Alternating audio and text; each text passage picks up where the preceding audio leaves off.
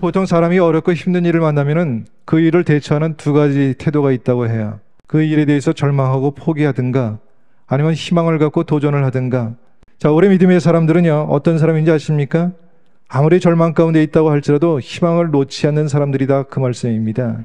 그래서 예수 생명의 특징이 있다면 한마디로 말해서 기쁨이다 라고 그렇게 말씀드릴 수 있겠죠. 자, 요한복음 15장 11절의 말씀입니다. 내가 이것을 너에게 이름은 내 기쁨이 너희 안에 있어 너희 기쁨을 충만하게 하려 함이라. 주님의 기쁨이 내 안에 있다면 어떤 시련 가운데 있다고 할지라도 기쁨이 있고 평안이 있고 기대가 있는 줄 믿습니다. 자, 이렇게 사는 사람들의 특징이 있다고 이렇게 이야기하죠. 자, 첫 번째입니다.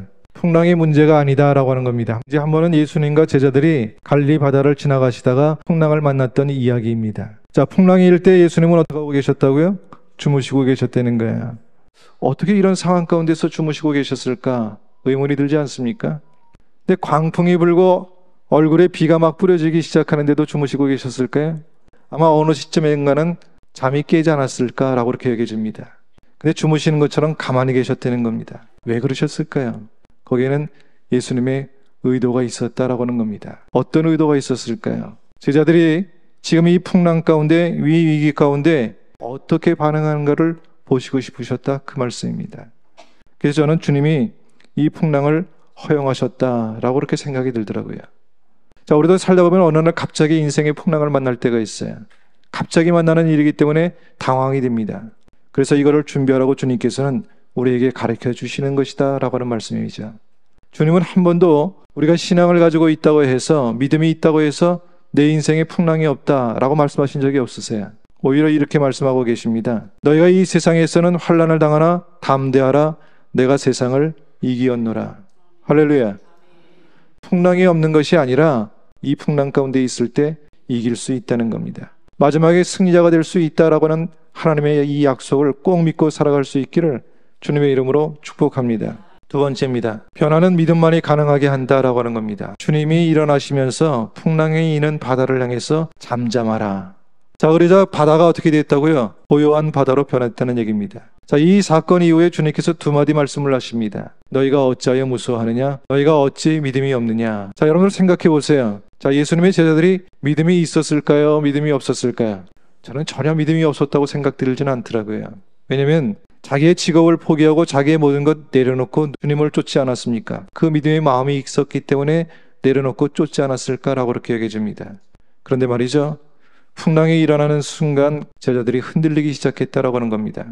이걸 우리는 뭐라고 표현할 수 있냐면 신앙인의 불신앙이라 라고 얘기할 수 있겠죠. 그러니까 믿음이 있는 사람이라고 할지라도요, 어떤 특수한 상황에 처하게 되었을 때 이렇게 믿음 없는 사람처럼 말도 하고 행동할 때가 있다, 그 말씀입니다.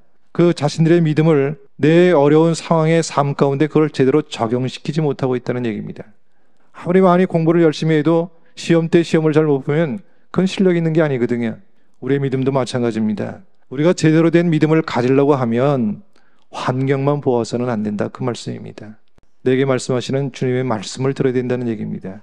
주님이 지금 나에게 뭐라고 말씀하시는지 그 말씀을 들으려고 애를 써야 돼요. 두려워 말라고, 놀라지 말라고, 내가 너와 함께 하겠다 말씀하시지 않습니까? 세 번째입니다. 함께 하시면 충분한 겁니다. 자, 오늘 본문의 말씀 보니까 주님께서 풍랑이 일고 있는 그 바다를 향해서 명령을 하셨어요. 바람을 꾸짖으셨다는 얘기입니다. 자, 꾸짖을 때 어떻게 됐다고요? 파도와 바람이 잠잠해졌다는 겁니다. 자, 이 광경을 바라고 있던 사람들이 그가 누구이기에 바람과 바다도 순종하는가 하였더라. 바람과 파도를 잠잠케 하시는 저분은 누구인가? 라고 하는 질문입니다. 그 41절에 저희가 심히 두려워하여 라고 하는 이 부분은 사실 처음에 제자들은 무서워했다고 그랬어요. 그래서 무섭다라고 하는 단어와 오늘 41절에 나오는 두렵다라고 하는 단어는 다른 단어라고 하는 것을 보게 됩니다. 그 영어 성경에는 뭐라고 번역이 되면 41절이 하나님께 대한 경외감으로 가득 찼다라고 이렇게 번역이 됐어요. 아마도 제자들은 예수님을 훌륭한 인간 정도로 생각했을지 모릅니다. 근데 한순간에 이 순간에 그들은 예수님 안에서 누구를 발견하게 됐다고요? 하나님을 발견하게 된 겁니다. 자, 오늘 본문에 시작되는 맨 처음에 어떤 말씀이 나오냐면 그날 저물 때 제자들에게 이르시되 우리가 저편으로 건너가자 하시니, 저편으로 건너가자고 제안하신 게 누구시라고요? 주님이 그러셨다는 얘기입니다. 그럼 제가 가끔 말씀드리죠. 밥 먹으러 가자고 한 사람이 돈 낸다고요.